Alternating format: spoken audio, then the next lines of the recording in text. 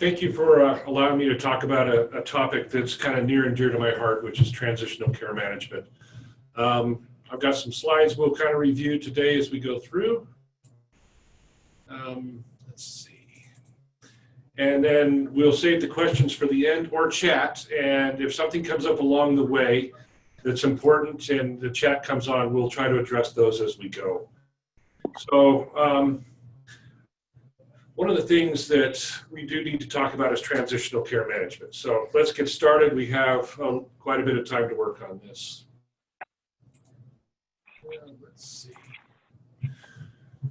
I'm going to start with kind of defining why care transitions are important. There's some real background behind this that we do need to be aware of. And I understand if you understand the reasoning why, it will help as you think through your process. And once we get that, we'll talk about transitional care management codes and how to use them effectively in your settings. The underlying concepts are not hard. Most people try to overcomplicate this. The actual processes are pretty straightforward, and we'll go through each step along the way. Most important thing to remember, though, is what we're really talking about is people here. I mean, we talk about processes and billings and all of these things. But what we're really trying to do is help people in the transitions. The transitions are where lots of problems develop and or instructions are not clearly understood and things kind of get complicated. So talking about Medicare, nationally, about 1 in 6 of Medicare beneficiaries will be readmitted within 30 days of discharge. Now we've made progress. It was about 1 in 5, and that's been about the last 3 or 4 years. We're now about 1 in 6. Utah actually does better than the rest of the nation. Combined, we're the best at it. So we have about a 14% readmission rate. And Oregon is not far behind. Oregon is running about 15%, if I'm not mistaken. And so the folks up, you guys in Oregon are doing a good job on this, but we can do better. If you read the literature, about 3/4 of the readmissions stem from problems with the transition of care. There's order sets, there's instructions, there's families, there's medications that aren't picked up, but about 3/4 of these have a problem with the readmissions are directly related to this care transition. And if you're a provider, if you ever have a chance to talk to your patients about the discharge process, they actually complain more about this discharge process than any other aspect of care. And more importantly than that is the avoidable hospital readmissions place that a physical and emotional burden on patients and their families. I'm sure we have all seen patients and or family members who get in that loop where they're in the hospital, they're discharged, they come home, they go back to the hospital, they get discharged, they come home, they get back to the hospital. On about that 3rd or 4th revisit, they are not the same person that was started on this process. It creates a lot of problems for the patient and their family. Now, as far as costs, we all know that our Utah or the United States healthcare system is spending a lot of resource on healthcare, and these unnecessary readmissions are estimated to cost $12 billion annually. So what CMS did, Centers for Medicaid and Medicare Services, they initially started this with putting a penalty on the hospitals. And so hospitals with a high readmission rate were at risk for financial penalty. Medicare initially started the penalty at 1% of the entire Medicare payment for that facility, and it is now capped at 3%. So if they have excessive readmissions, they can be penalized up to 3% of their total Medicare reimbursement for that facility. Now we're starting to talk about millions of dollars to a hospital. So this certainly got the hospital's attention. Now in year 1, about half the hospitals in the nation were penalized. We had 2,222. Let me just show you what happened in Utah, and I'm sure the pattern's very similar in Oregon. Oops, here we go. These are the things they're penalized on. Heart attack, heart failure, pneumonia, COPD, knees and hips, and then just by default, the overall readmission rate. So if we don't get you on any one of the specifics, the overall readmission rate will get you. These are all very easy things to work on. COPD, heart failure, these are things that people go back for all the time. These are tough issues. So here's what happened in Utah. And like I said, Oregon's going to be very similar. In 2013, we had 2 hospitals that were penalized, and the average was 0.17%. Really didn't amount to much. People weren't really interested.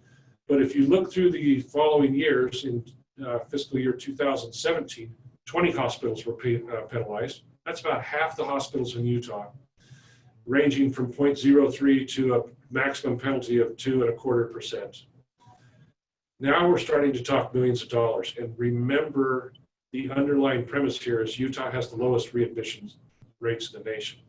What this is telling you is they increase the number of conditions that they're looking at, and they're lowering the actual boundaries for the penalty. What they use is an observed versus expected formula, which is fairly complex. And if you get hit with a penalty, it actually takes 2 to 3 years to come out from underneath it, the way it's structured. Interestingly enough, care transitions are important for skilled nursing homes. The skilled nursing homes are up next for a penalty. They are taking 3% of their reimbursement off the table, just off the table, and then they have the opportunity to earn their money back. For the skilled nursing community, that penalty hits this October, this coming October. So they'll be very interested in trying to reduce their readmissions as well. Home health will probably be next, and actually clinics in your MIPS and MAPS calculations, you are also in the line for these types of penalties, not directly related to readmission, but to total cost of care and those types of calculations. This will come into play. Interestingly, this is kind of a different type of way to look at readmissions. If you look at the x-axis, the horizontal axis, that's number of Medicare beneficiaries that are discharged. The y-axis is percentage, and so you can just kind of see what readmission rates. SNFs are skilled nursing facilities, home health, and home. But what I want to drive home here is this.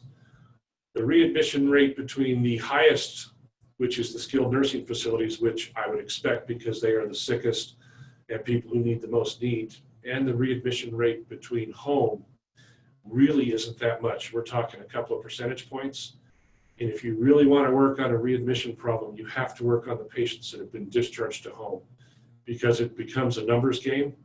There is a lot more people, more than twice as many people are discharged to home as to skilled nursing homes in Utah, and I can guarantee you that the balance is even greater to home than to skilled nursing homes than in Oregon. So if you really want to work on readmissions, you have to work on the people who are being discharged to home without additional service. This is just 30-day readmission patterns. This is where the penalty arises. If you notice, the first 33% of all readmissions occur within the first 11 days, and there's a disproportionate amount of readmissions happen on days 1 and 3. This pattern holds across the nation. Where this becomes important for you is as we dive into the transitions of care, or the TCM coding, there are 2 different codes you can use. One is for a moderately complex patient, 99495, and the 99496 CPT code is for the complex patients. And they have different time frames that you have to see the patient in. That time frame is either 7 or 14 days. This information here would indicate I want to get all my patients in those first 7 days, so I could look at billing the higher code if appropriate. If I wait till the 14 days, I'm going to miss the ability to bill at the higher rate. And I'm also going to not address my readmissions as well. Those first week is imperative that we see the patients sooner. This is just kind of a quick and dirty, as I mentioned, I used to be an epidemiologist at the CDC. I work on outbreaks. And I always said that if I could identify a problem by person, place, or time, I could stop an outbreak. And so we did the same type of thing by readmissions. I said, if readmissions are my issue, I want to be able to describe them by person, place, or time. And this is what we came up with. It's a male, 71 years old, dual eligible, So Medicare, Medicaid, hospital about 5 days, discharge to home. The thing that really kind of drove home this here is everybody wants to work on a silver bullet. If I could just solve my CHF patients, my congestive heart failure, if I could just work on joints, I could fix this problem. This is what we found. Readmissions are not related to what they were in the hospital for. Metabolic disorder, that's my diabetic patients, and dehydration. Dehydration took a little bit of thought, but it's really, when you think about it, if I'm 80 years old, I'm discharged from the hospital, they pull my IV, put me in a wheelchair, send me home, I go to bed, and the thoughts of eating or drinking anything is about the last thing on my mind. It only takes 2 or 3 days before I'm dehydrated, my electrolytes go south, all of a sudden I become very confused, and I'm back in the hospital, where if I had been seen in a physician's office, they could have picked up on this, either done an IV there, or some other types of things that would have avoided that unnecessary readmission. So again, what we're really talking about here is patients, is people. And I always bring us back to that, excuse me, as we go through this process. So let's talk about transitional care management codes as we go forward from here. So here's the reimbursement schedule. So a general office visit, 99214, is about $83, give or take, depending upon your locale. But that's what Medicare generally pays. A transitional care management code, the 99495, is $163. So it's worth about twice as much to your clinic as a general office visit. Now, 99496, that's a complex patient, and we'll talk about the differences here in just a minute. $231. That's approximately. These are office visits. There is also the option of seeing patients that are discharged to a skilled nursing facility. So if somebody is discharged to long-term care and you see them at the long-term care facility, these rates will actually go up because you're making a visit. So there is an opportunity to increase this revenue, but the provider actually has to go out of their office to do that. So we're just going to really concentrate on a office visit, transitional care 99495 or 99496. So this is who's eligible. They have to have a medical or psychosocial problem requiring moderate to high decision making. They are discharged from an inpatient, observation, skilled nursing facility, or psychiatric care. They're transitioned to home, assisted living, or long-term care. So they, if they're discharged to a skilled nursing facility short-term, that doesn't count. But if it's a long-term care facility, a traditional nursing home, they go to assisted living, which is considered home, or to home care. And they can be a new or established patient. There is a little bit of nuance here on the new or established patient. Medicare says they have to be an established patient. Medicaid says they can be a new or established patient. They're trying to get patients into a medical home. A couple of things to pick up on here. Discharge from an inpatient, that's a hospital. We'll talk about the process of how to identify those. There has not been a lot of work on how to identify patients that are discharged from a skilled nursing facility. Those come a little bit different. You may have to partner with your nursing homes to get those. So here's the rules, 99495, moderate care. You have to communicate with the patient, family, or caregiver within 2 business days of discharge. And this is actually tougher than it sounds. This is probably the hardest part of transitional care management. So Monday through Friday, holidays don't count. If not successful in reaching out, you have to try at least twice and be able to document that. So you've got 2 business days. Patient, say I'm discharged from the hospital, I'm a patient of yours. You have 2 business days to reach out and touch me and kind of check to see how things are going. There's a medication reconciliation and management prior to the date of medical encounter. Bottom line is this is a, did you get your medications? What medications have changed? It'd be a chance to update your EHR at this time. Essentially, you'd be asking them to look at their discharge instructions, what medications are there, and then remind them to bring those medications in with them to the encounter. You have to have a face-to-face encounter within 14 days of discharge. And the medical decision-making, of course, this is the provider, would consider moderate, which would be an exacerbation of a chronic illness, so COPD, CHF, they were kind of stabilized and out, or if they're discharged on antibiotics, infectious disease, some sort of minor surgical procedure, those types of things. That's a 99495. The keys are the 2 business days. I have to talk to them. I want to check on their medications and really see how they're doing. Got to see them within 14 days. 99496, same rules. I've got contact them within 2 business days, Monday through Friday, holidays don't count.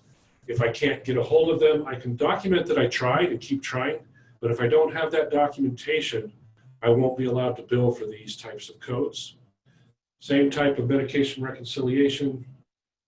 I have 7 days to see them post-discharge. And an example of this would be a stroke, a heart attack, pulmonary embolism, complex cancer patient. Of course, my recommendation just off the top of people I've worked with is get your patients in within 7 days and let the provider make the decision whether it's moderate or complex. If you have a complex patient come in on day 10, you can't bill for the higher code. If you have a moderate come in on day 3, you can still bill for a moderate. This just keeps those options open.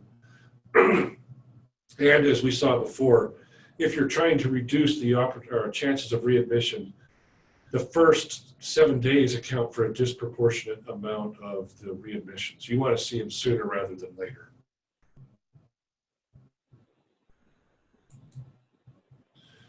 So, 99496. Yes.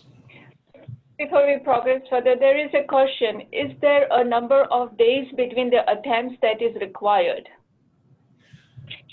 I'm not sure I understand the question. You have two business. I think what the person is trying to ask is when they do the outreach call, number of days. What do you mean? Like how much time? Maybe person should clarify more. Let's continue. Well, I will say that you have the 2 business days. Those tries have to be within those 2 business days. Now you can continue on. You say you get a hold of them on day 3. If you can document that you tried to get a hold of them on day 1 and 2, or both of them on day 2, then you're okay. You can go ahead and grab them on the 3rd day, but you need to be able to document that those calls were attempted. So if you ever did get an audit, you could show that that was the case. One of the questions that comes up is who can make these types of calls and do those types of things? Does it need to be a nurse? Does it need to be an MA? Can it be a provider? Who is it?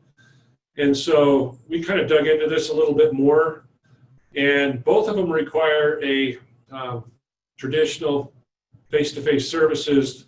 The care transition actual encounter can be by a physician, qualified healthcare professional. Where you start getting into a little bit of question is this: who else can do these first calls? So this calls underneath that whole business of under the direction of a provider. And so if you get into the Medicare documentation or Medicaid, they start defining this. They say a physician is or other qualified healthcare professional, an individual who is qualified. You can read this. And who can perform that service. And so that led a lot of people to say, well, geez, I got to have a nurse or a physician making these phone calls. Because really, the previous definition implied that only licensed people can do this. So we dug a little bit deeper into this and really want to make sure that everybody's covered. So the annual wellness visit required that clinical staff, and this is what we found. So this comes out of the CPT book itself. And typical direction is this: Medicare encourages practitioners to follow CPT guidance in reporting, which we have just seen, which talks about clinical staff. Medicare requires that applicable state law, scope of practice, and incident to rules must be met in order to bill. The practitioner must meet the incident to requirements described as Chapter 15, blah, blah, blah. You might want to go read that. Bottom line is incident to services are generally performed by an MA. The trick to this is the MA must be in the same building or facility or in contact with a provider. So if something comes up, that MA, medical assistant, can go talk to a physician right there, or to the nurse that's going to be doing this, nurse practitioner, physician assistant. This precludes the real use of having an MA do this type of work from home in the evening. They've got to have a practitioner around. Just like if they're providing services in a clinic, the doc has to be around, the provider has to be around. It's a little bit awkward, but bottom line is we believe that an MA can provide all of those services ahead of time, making those phone calls. The clinical staff, the front office desk could be making those calls and setting those appointments. Just make sure that you're following that, your rules specific to Oregon. This is probably one of the more confusing technical parts of this, but bottom line is MAs can do this. So your workflow, things you need to think about. You need to think about how you're going to find out that a patient has been discharged from a hospital observation stay. I would stretch out and say from a skilled nursing home. How you're going to do your contact and documentation. You need to think a little bit about your medical encounter. And then you can start thinking about other potential services that these patients might be eligible for. There are other services out there. There's the annual wellness visit, and there's also chronic care management. So I'm not going to go too far into those, but I will just mention this. At the end of 30 days, if the patient has not had an annual wellness visit, you could register them for an annual wellness visit and provide the annual wellness visit. This is a encounter that's about another $150 or $60. And the business process is pretty similar to what we're talking about. And then at the end of the annual wellness visit, if you can identify 2 or more chronic conditions, you could register them in a chronic care management process. And this would allow recurring revenue, $40, $50 a month as you manage those patients. It's a nice door to those types of things. So here's the workflow that we have. Patient is discharged. You've got a notification process, and then you have a pre-encounter process. Think of it this way. I'm actually doing something with the patient before I have seen them in my office. So it's a little bit different than a traditional patient checks in, I provide the encounter, and then it goes straight to billing. So the pre-encounter process, I have to figure out, I have 2 business days to contact them, how I'm going to do that. I want to do a little bit of medication reconciliation and management. And then I need to be able to document that that happened and be able to provide information to the provider. So when the encounter does occur, that the provider knows that there's information about this. And then the last but not least is the billing and potential other services, the annual wellness visit, chronic care management, if you elect to go that route. So Larry, before we progress to the next slide, would you be able to talk a little bit more about medication reconciliation? If MA calls, what kind of capability do they have? What kind of information are they getting from the patient regarding the medication? Okay, actually, if that's the next thing I'll talk about, let's go through this in order and go with the notification. I will definitely talk about medication reconciliation. It's kind of the part that's grayed out right now. Is that okay? Yes, that will work. Okay, so here we have office notification. Now, in Utah, now let me just do it this way. Here's things you need to consider. So here's the problem. Primary care provider is unaware that their patients have been hospitalized, and you have a 2-day business requirement to get a hold of. You got 2 days. And so, in my opinion, this is probably the toughest part. And fortunately, we do have things that make this a little bit easier. So things we need to think about is, right now we can notify during the health information exchange. So all admissions, discharge, and transfers. Let's talk about how the case manager, or another method would be, if you're not part of a local electronic notification process, if you can talk the hospitals into calling you, which is tough. Sometimes you'll have a provider-to-provider notification. So if a physician has a very complex patient, sometimes they'll call the provider directly.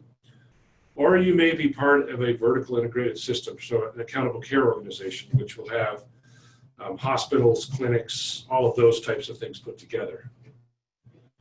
So right now, here's your things you're really working at. How are you going to know your patient's been discharged?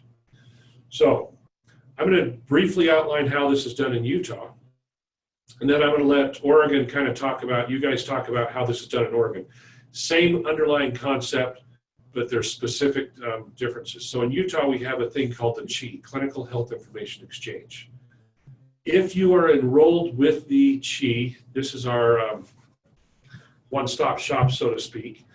If you're enrolled and you're work with them, you provide a list of all of your patients to the CHI on a monthly or quarterly basis. And if that patient ever darkens the doorstep of a hospital with an admission, discharge, or transfer, you get a notification that that patient has been seen. That would provide the tip-off that you've got a patient in the hospital. I recommend here in Utah that the things you're really only interested in are the discharges, because I don't really care if they transfer from one floor to another. And unless I have case managers, I'm probably not going to be interested in admissions.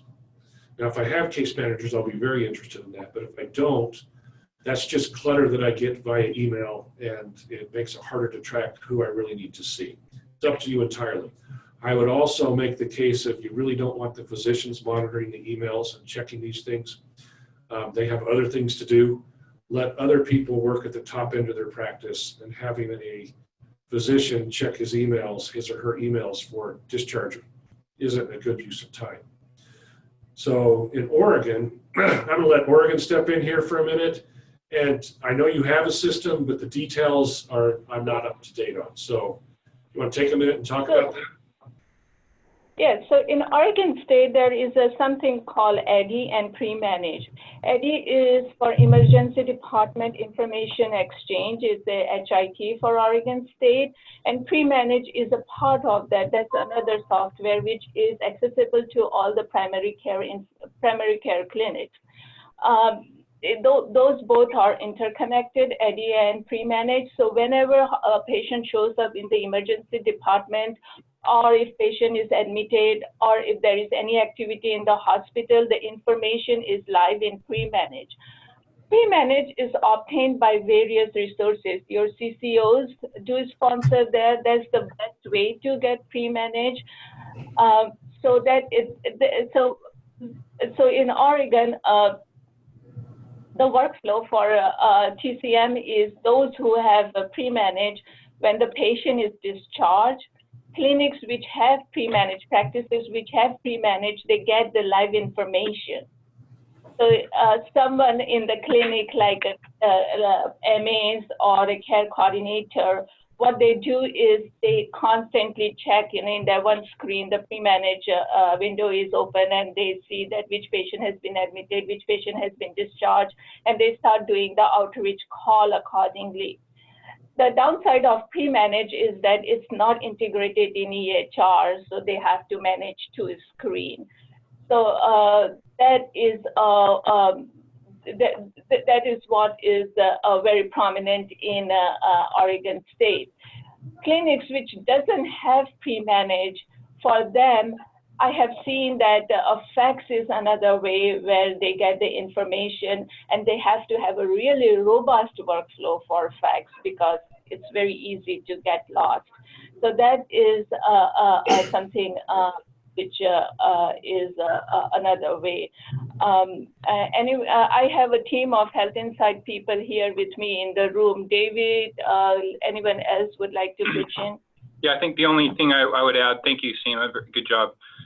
The other thing I would add is that we do have, the pre-manage works through the CCOs to make that accessible. So within our state, you may need to coordinate with your coordinated care organization in order to get access to pre-manage. We actually have a file or a document that details how to work through that process, and we can get that to you after this webinar. Thank you. Larry, I do have a question before you move on. So are these codes billable in RHC, rural health clinics?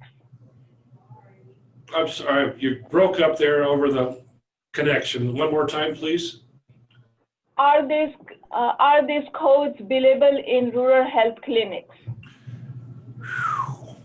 That one, I've never been asked, and I do not know.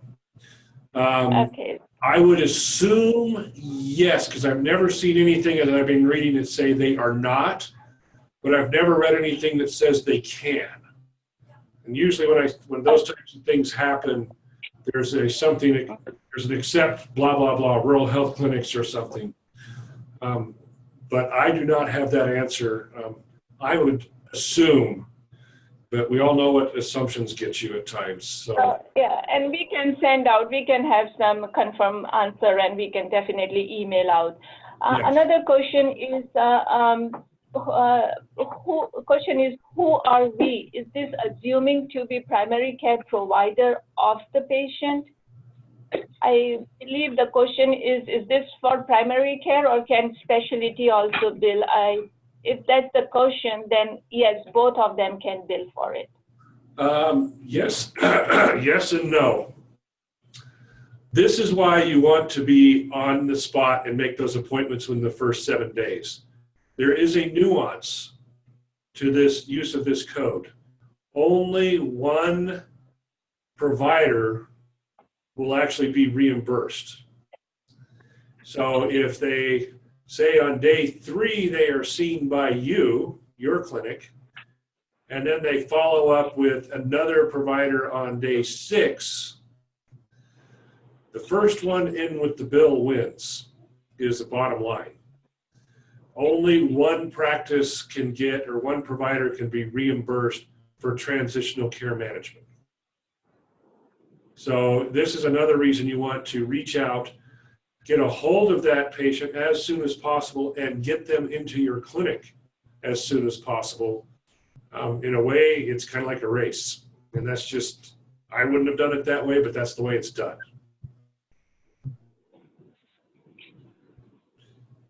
Thank you. Okay, a couple of other things you need to know. So let's just say that you have your notification process in place. You want to make sure that you try to get a hold of those discharge summaries. So you need to have somebody in the office, your medical records people and or somebody, calling to get the discharge summary, because you'll really want to know what happened with that patient in the hospital. And then any other information that might be useful.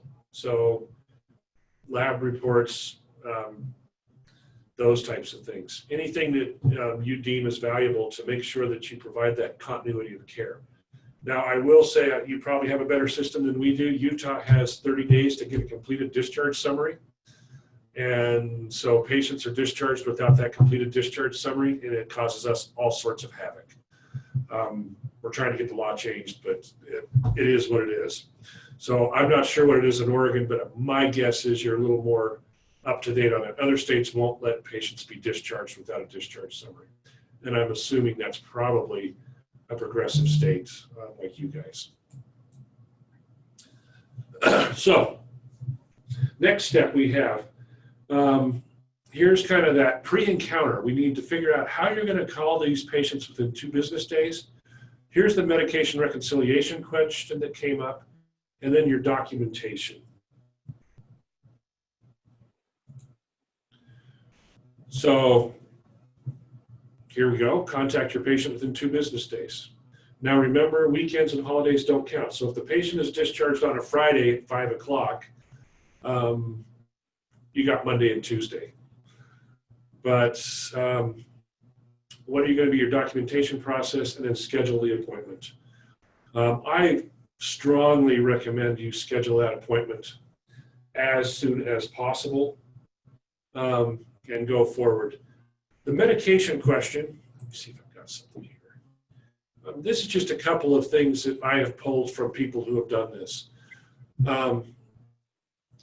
They've gone through, and this is just an example in their EHR, and I have a picture of an EHR with this in here, but I worked with one group, and they just put a little template together. They collected the date of discharge, where they came from, the discharge diagnosis, and the medication changes and medication list updated. Oops, list is misspelled.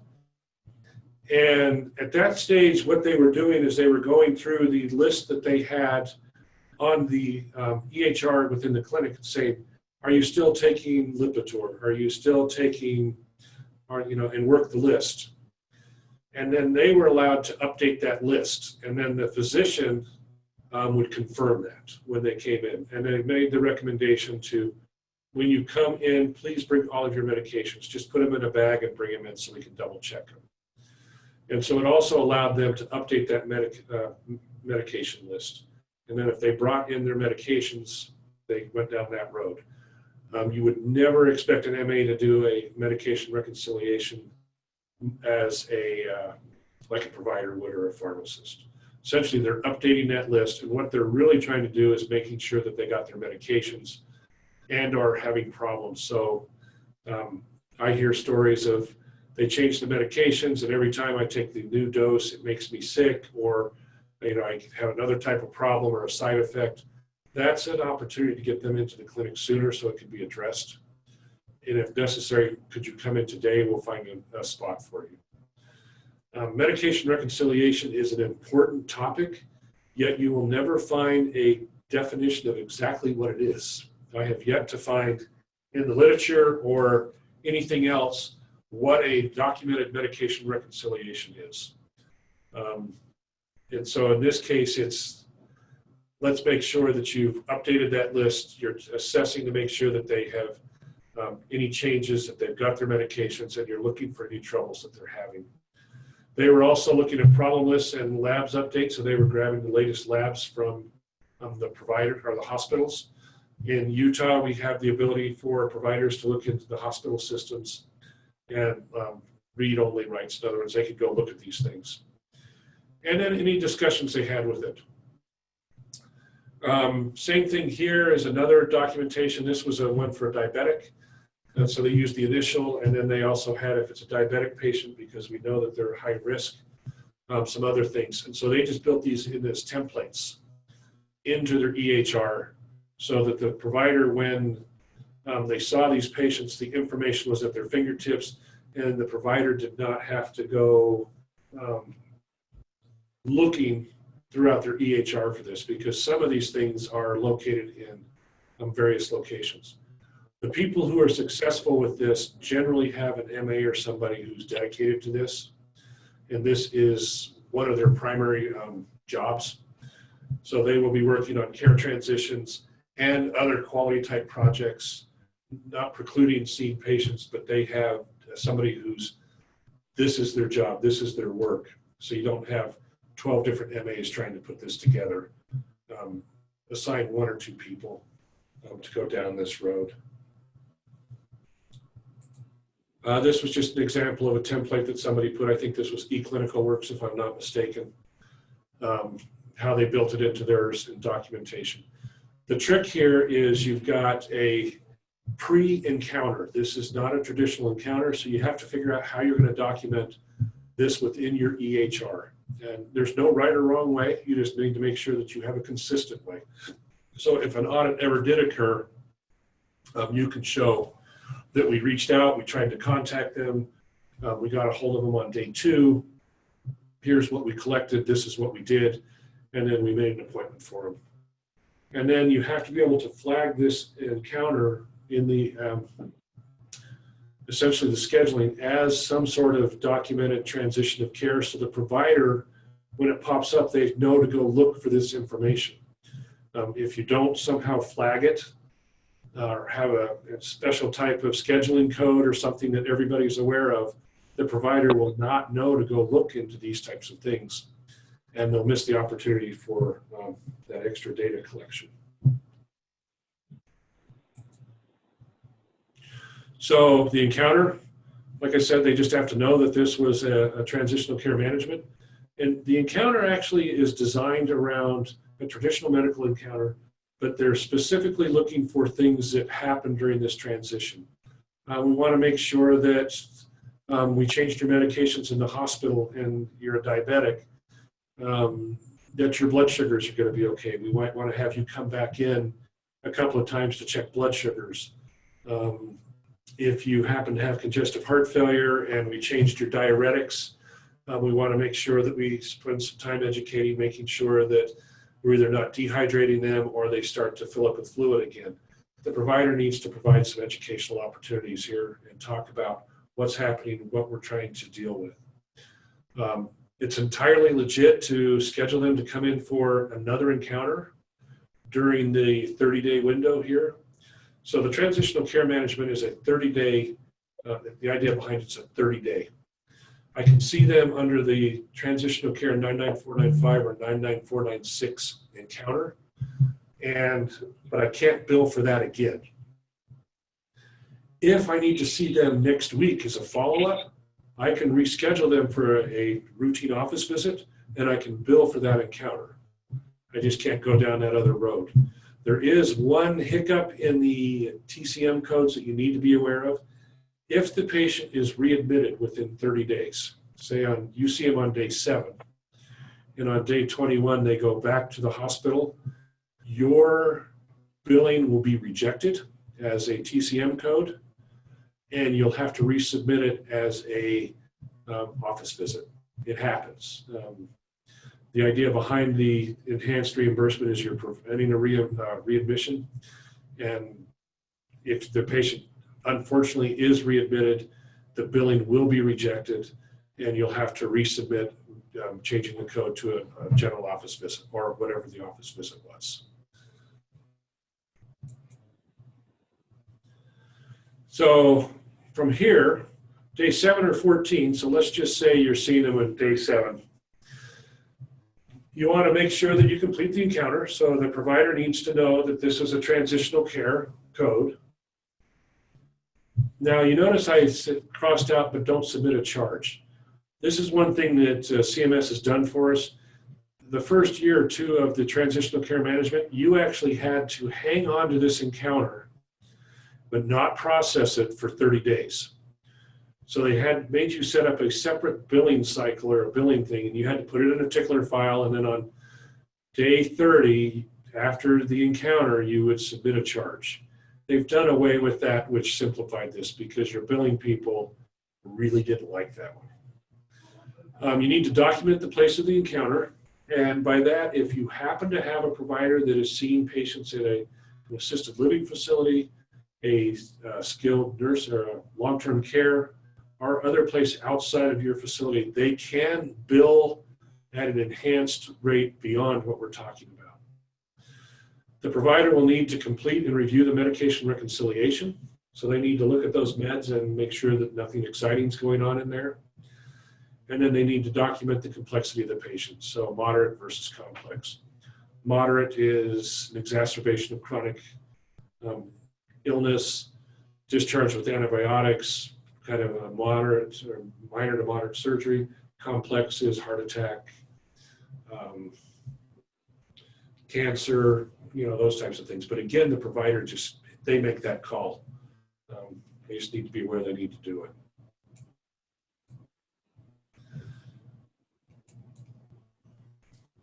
So day 7 to 14, here's your action plan. Make sure you process that encounter. Remember, it's time sensitive. If your patient sees you and then sees another provider, first one wins. So it's time sensitive. I would process, I don't know how your billing is. Different offices that do different ways. Some process the day of encounter. Others do batch billing once a week. Entirely up to you, but remember, it is time sensitive. If somebody beats you there with this encounter and those codes, they'll get it, you don't. And if it's denied, all you have to do is it's a rebill, and we're all familiar with that process. There are other things that you cannot bill for during this 30-day window. and because they think that you are doing these types of services during transitional care. So care plan oversight, anticoagulant management, team conferences, education training, telephone services, those types of things. You can't bill for these types of services because they're wrapped into the TCM code. These are the things that they assume you were doing. And then, again, I'm going to make the case for if you elect to do transitional care management, the processes and the things that go around that are remarkably similar to the annual wellness visit and chronic care management. I would recommend you talk to your HealthInsight folks there in Oregon to determine how you might want to do these types of things. Because at the end of that 30-day window, it's very easy to roll this right into an annual wellness visit with a simple discussion of, you've been in the hospital, let's see if we can keep you healthy, let's look at trying to keep you well. We have this thing called the annual wellness visit. It's kind of a prevention services. It's $150 in your pocket for the clinic to do this. There are some nuances, just like transitional care management, but it can be done. And then for the patients that you identify in that annual wellness visit, they can go into chronic care management. There are some things, again, that HealthInsight folks can help you on that. But it's worth looking at because that becomes recurring revenue and you would be getting paid for things you're doing anyways. You just have to document what you're doing and how you're doing it. And so, but that would fall under that pre-encounter type work that we've previously discussed. How do you document things that you don't do in your office or with the patient right in front of you? If you solve it for transitional care management, you have solved it for chronic care management as well. So here's the review. Day 1 or day 0, how are you going to find out your patients have been discharged and how are you going to gather that information? Who's in your office is going to be what I call it to do this type of work. Days 1 or 2 after discharge, how are you going to contact that patient? What's your process? Sometimes it's pretty tough to find where the patient went. I mean, they're discharged and the hospital says they were discharged to home and they went to their daughter's house. How are you going to find those patients? How are you going to document that you tried and couldn't get a hold of them so you can keep the opportunities open?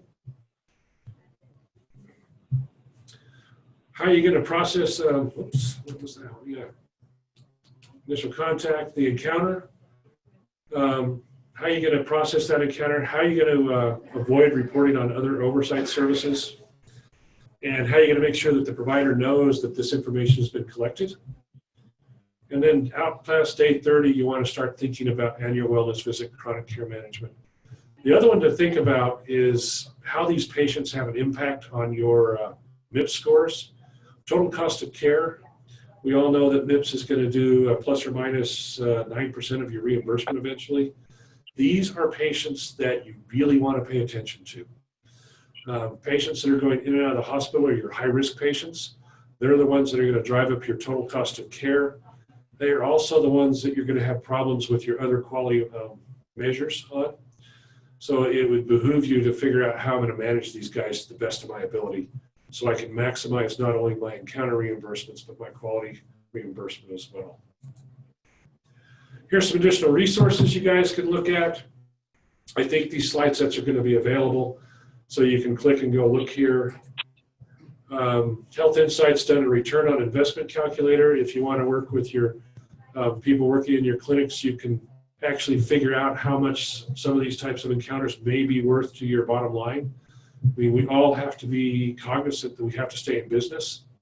And this is just a way to determine if it's worth going after this. I personally believe it is, but based upon numbers, and the HealthInsight folks can help you work through this, you can actually get a pretty realistic expectation of what you're going to get. This is one that I really like. There's the American Academy of Family Physicians. There's this download right here. You can go look here, and it is a paper version of transitional care management. I don't recommend doing a paper version, but you can look and see how it's structured and how to follow it and give you a good idea of how you might want to structure that in your EHR. It's one that I really recommend looking at. It's free, it's available. Go look at that. Contact information. If you have questions, feel free to call me or Seema. I do have one more thing I want to show you real quick. Let's see. Share screen. HealthInsight has just put out an implementation guide. It goes into a little more detail. Essentially, we took a nice overview today, giving you some ideas, kind of pointers and those types of things. We have a transitional care management implementation guide. The folks who work in your clinics can sit down with you and walk through everything that we have done here today. And it's kind of more of a written guideline as opposed to just talk in your notes. And so I assume that if you are interested, you could reach out to HealthInsight, or your HealthInsight partners will be reaching out to you. So that's what I have. We got a few minutes, took a little longer than I thought, it always does. But any specific questions?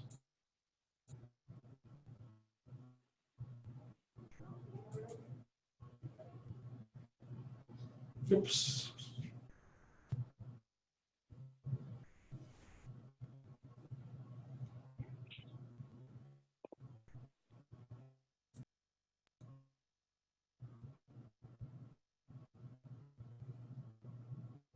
I have lost my audio. I cannot hear you. There you There go. we are. Okay.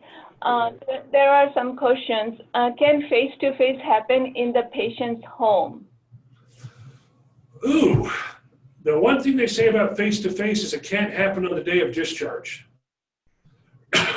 I would say yes, if I can see them, because if I see them in an assisted living facility, or if I see them in a long-term care facility, those are considered home.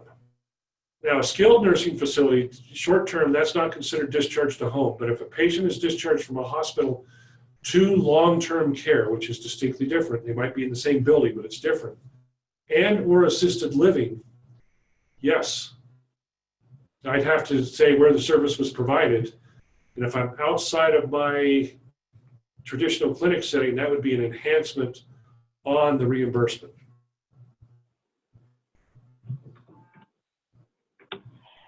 The other question is, where does the provider/MA doing this locate? Is it PCP's office? How discharging hospital decide which office to notify? I can talk for Oregon State. So in Oregon, every ER has access to EDI, which is a software I talked earlier.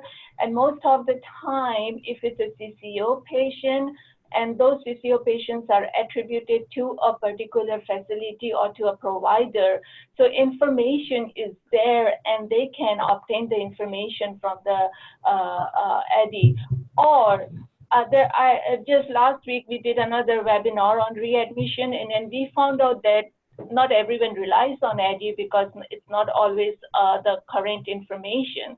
So the workflow is just as soon as patient comes in, and if patient can talk, get the information, who is your PCP, and if they have like a special color sticker, which they put it on the chart. So when the patient is discharged, either the person who is discharging makes the appointment, or they have certain slip which they add the information saying that please call the patient provider to for your appointment. Anything else you would like to add, Larry? Yes. For some of you, this will be a new process. This is going to be something new. It's going to be something different that you have never tried before. Keep it simple. Don't make this overly complex. It's not that hard. I would recommend that you have somebody assigned to be it. Every office I have ever worked with, and I've worked with a lot of physicians' offices and other clinics, has what I call a hidden gem. Somebody who is looking to kind of do something different, and they might be people you don't think have any drive or ambition or anything. Look for that hidden gem, somebody who wants to do it, and task them out with it. Help them through the process. The HealthInsight staff can help them and build it. You'll probably have a couple of spectacular failures. Learn from your failure, what didn't work. Don't assign blame, just figure out why the notification process didn't work, or you couldn't get the discharge summaries, our first batch of TCM codes that we built were all rejected. Don't give up. Go back and figure out what's going on and just kind of keep chipping away at it. This is a good service for your patients. It's a great source of revenue for your clinic, and it opens up the doors to other quality type things that you can build upon. Okay, Larry, last question in less than 1 minute. Does this apply to any admission type, including mental health? It's back to the beginning. If they are discharged from a hospital, observation stay, discharged from a skilled nursing facility, and psychiatric facility, yes. It's back in the slides way back at the beginning. So if they're discharged from some sort of inpatient psychiatric facility, yes. Okay, and it's 9:30. Thank you everyone for participating. It was a great, Larry, it was very good information, very informative, and we really enjoyed it. That is all for today. We'll be signing off now, and we hope you all have a great rest of your day. Thank you everyone again. Thank you.